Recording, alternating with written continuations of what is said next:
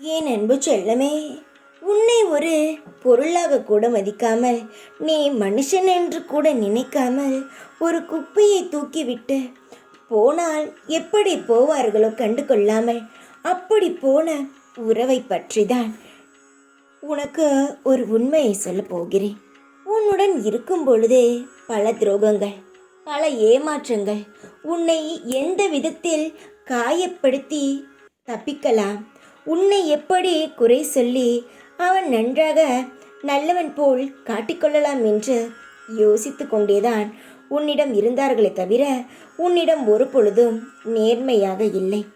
புரிகிறதா? இப்படிப்பட்ட உறவு உன் வாழ்க்கைக்கு அவசியமா?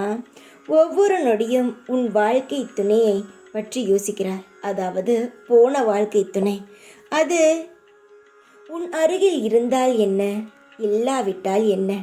போன எந்த ஒரு பொருளை பற்றியுமே நான் யோசிக்காதே என்று சொல்வேன். அப்படி இருக்கும் பொழுது இவ்வளவு பெரிய துரோகியை நீ இன்னும் நினைத்து கொண்டே இருக்கிறாயா? உனக்கு தெரியுமா, நீ நீ எவ்வளவு வெகுளியாக இருந்திருக்கிறாய்? கண்மூடித்தனமான நம்பிக்கையை எப்படியெல்லாம் வைத்திருக்கிறாய்?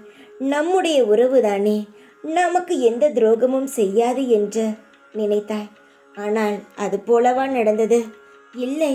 உன்னை எல்லா விஷயங்களிலும் உன்னை சந்தர்ப்பத்தை உருவாக்கி உன் மீது தப்பு உள்ளது என்று பொய்யை சொல்லி அவர்கள் உன்னிடமிருந்து விலகிவிட்டார்கள்.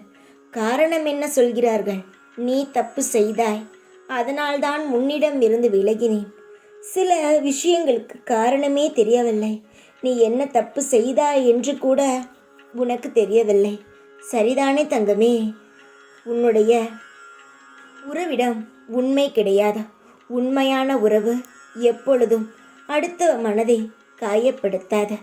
உன்னுடைய மனதை காயப்படுத்தி போன உறவை எந்த ஒரு நொடியும் யோசிக்க வேண்டாம்.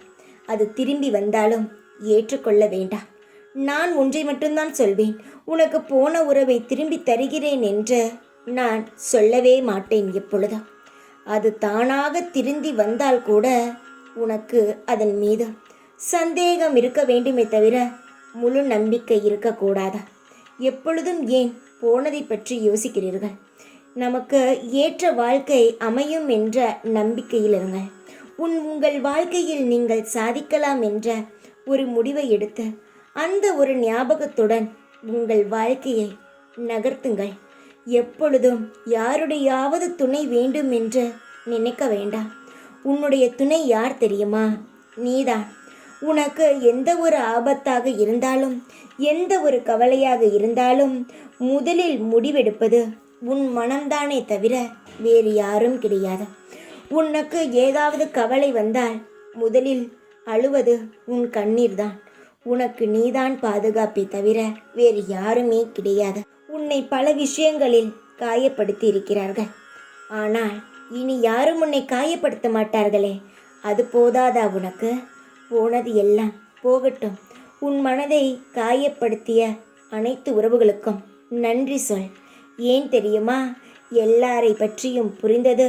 உன் வாழ்க்கையை எப்படி அமைத்து கொள்ள வேண்டும் என்றும் உனக்கு புரிய வைத்தார்கள். இல்லை என்றால் அவர்கள் இருக்கிறார்கள் என்ற நீ சும்மாகவே இருந்திருப்பாய். நன்றி சொல்லிவிட்டு உன்னுடைய வேலையை நீ தொடர்ந்து செய். உன் வாழ்க்கை அமோகமாக இருக்கும். போன உறவை திரும்பி கூப்பிடாதே.